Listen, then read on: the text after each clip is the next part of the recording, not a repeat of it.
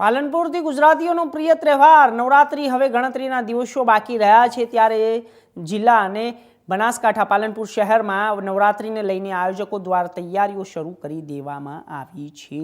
પાલનપુરમાં HIV તેમજ અનાથ બાળકોના લાભાર્થ ઘુમ્મર નવરાત્રી મહોત્સવનું આયોજન કરાયું છે, જેમાં નવરાત્રી મહોત્સવને લઈને આયોજકો દ્વારા નવરાત્રી માટેના ચાચર ચોક શણગારવાની તૈયારીઓ શરૂ કરી દેવામાં આવી છે। ખેલૈયાઓને કોઈપણ જાતની તકલીફ ન પડે તે પ્રકારની વ્યવસ્થા ઊભી કરવામાં આવી છે।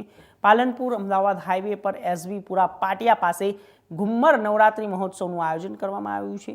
આયોજન પાછળનું હેતુ HIV ગ્રસ્ત અને અનાથ બાળકોના લાભાર્થ કરવામાં આવી રહ્યા છે। તમામ ખર્ચ બાદ પણ તેમને આવક થાય HIV ગ્રસ્ત અને અનાથ બાળકો પાછળ વાપરવામાં આવી રહ્યું છે અને ગરબા મહોત્સવમાં ગરબા રમવા આવતા ખેલૈયાઓને પણ કોઈ જાતની તકલીફ ન પડે તેનું ખાસ ધ્યાન રાખવામાં આવ્યું છે।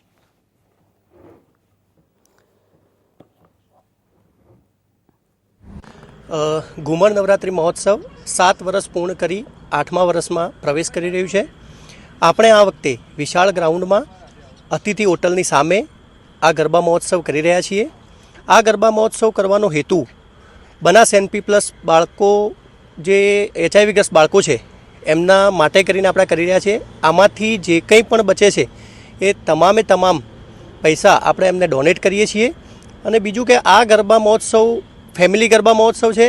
અહીંયા તમામ પ્રકારની સિક્યોરિટી CCTV કેમેરા એ બધું સજ્જ છે। અહીંયા ફેમિલી સાથે ગરબા રમવા તમે આવી શકો છો। અહીંયા તમને કોઈ જ પ્રકારની ચિંતા રહેતી નથી અને આ વખતે અમે એક વિશાળ ગરબા મહોત્સવ કરવા જઈ રહ્યા છીએ।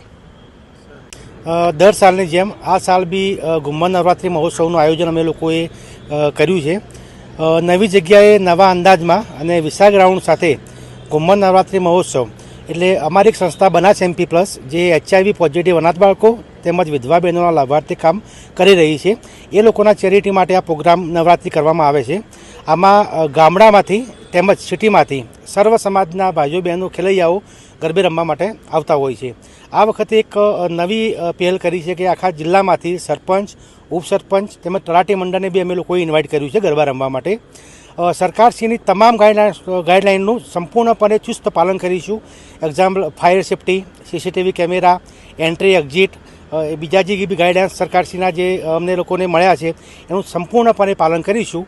અને આ ફેમિલી ગરબામાં સર્વ લોકો જોડાય, માતાજીની આરાધના કરે, સાધના કરે, એના માટે અમે બધાને આવકારીએ છીએ।